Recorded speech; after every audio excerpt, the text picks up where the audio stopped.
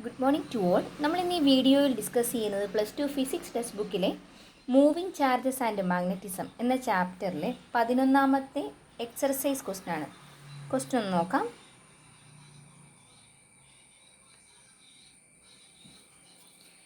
In a chamber a uniform magnetic field of 6.5 gauss is maintained. An electron is shot into the field with the speed of 4.8 into 10 raised to minus 6 meter per second, normal to the field. Explain why the path of electron is a circle. Determine the radius of the circular orbit. അപ്പോൾ ഇതിൽ പറഞ്ഞിരിക്കുന്ന ഇതാണ്, ഒരു chamber, അതിനുള്ളിലെ magnetic field തന്നിട്ടുണ്ട്. അതിനുള്ളിലേക്ക് ഒരു ഇലക്ട്രോണിനെ കടത്തിവിടുന്നു. ഇലക്ട്രോണിൻ്റെ velocity തന്നിട്ടുണ്ട്, കടത്തിവിടുന്നതിൻ്റെ ഡയറക്ഷനും പറഞ്ഞിട്ടുണ്ട്. ഫീൽഡിന് പെർപെൻഡിക്കുലർ ആയിട്ടാണ് ഇലക്ട്രോണിനെ കടത്തിവിടുന്നത്. അങ്ങനെയാണെങ്കിൽ ഇലക്ട്രോൺ സർക്കുലർ പാത്തിൽ കടന്നു പോകുന്നതിന് കാരണം എന്താണ്? അങ്ങനെ കടന്നു പോകുമ്പോൾ ആ സർക്കുലർ പാത്തിൽ കറങ്ങുമ്പം ആ സർക്കിളിൻ്റെ റേഡിയസ് കണ്ടുപിടിക്കുക. ഇത്രയാണ് ചോദിച്ചിരിക്കുന്നത്. അപ്പോൾ നമുക്ക് നോക്കാം എങ്ങനെയാണെന്ന്. ഇത് ഓൾറെഡി നിങ്ങൾ പഠിച്ചിട്ടുണ്ട്, മറ്റൊരു പേരിൽ സൈക്ലോട്രോൺ എന്ന് പറഞ്ഞ് ഈ സെയിം സിറ്റുവേഷൻ പഠിച്ചിട്ടുണ്ട്. നമുക്ക് നോക്കാം. ഇതിൽ മാഗ്നറ്റിക് ഫീൽഡ് തന്നിട്ടുണ്ട്. B is equal to 6.5 gauss. SI സിസ്റ്റത്തിൽ മാഗ്നറ്റിക് ഫീൽഡിൻ്റെ യൂണിറ്റ് ടെസ്ലയാണ്. സോ ടെസ്ലയിലേക്ക് മാറ്റണം. അത് ക്വസ്റ്റ്യനിൽ തന്നെ തന്നിട്ടുണ്ട്. 1 ഗോസ് എന്ന് പറയുന്നത് 10 raised to minus 4 ടെസ്ലയാണ്. So which is equal to 6.5 into 10 raised to minus 4 ടെസ്ല. ഇനി നമ്മളോട് പറഞ്ഞിരിക്കുന്നത് എന്താണ്?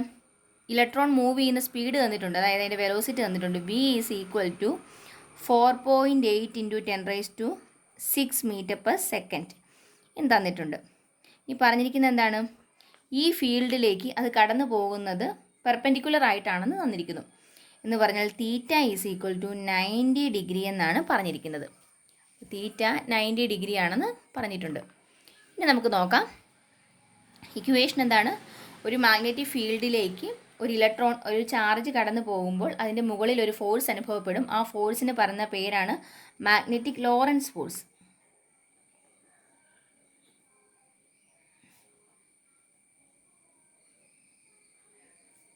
മാഗ്നറ്റിക് ലോറൻസ് ഫോഴ്സ് എഫ് വെച്ച് മാർക്ക് ചെയ്ത് റെപ്രസെൻ്റ് ചെയ്യുന്ന കരുതുക. F is equal to Q into V cross B. ഇതാണ് ഇക്വേഷൻ.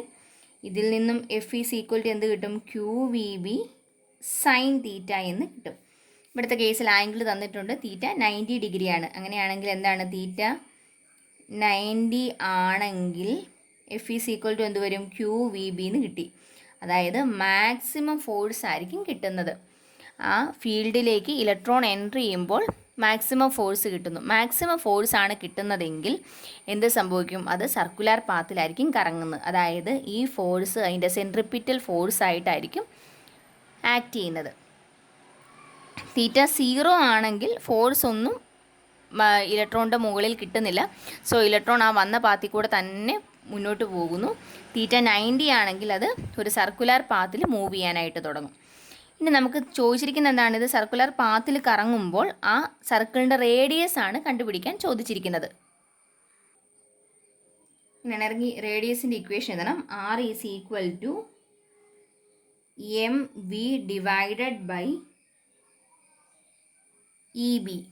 ഇതാണ് റേഡിയസിനുള്ള ഇക്വേഷൻ. M എന്ന് പറയുന്നത് ഇലക്ട്രോണിൻ്റെ മാസ്സാണ്. ഇലക്ട്രോണിൻ്റെ mass 9.1 into 10 raised to minus 31 ആണ്. ഇൻറ്റു വെലോസിറ്റി തന്നിട്ടുണ്ട് 4.8 into 10 raised to 6 എന്ന് തന്നിട്ടുണ്ട്.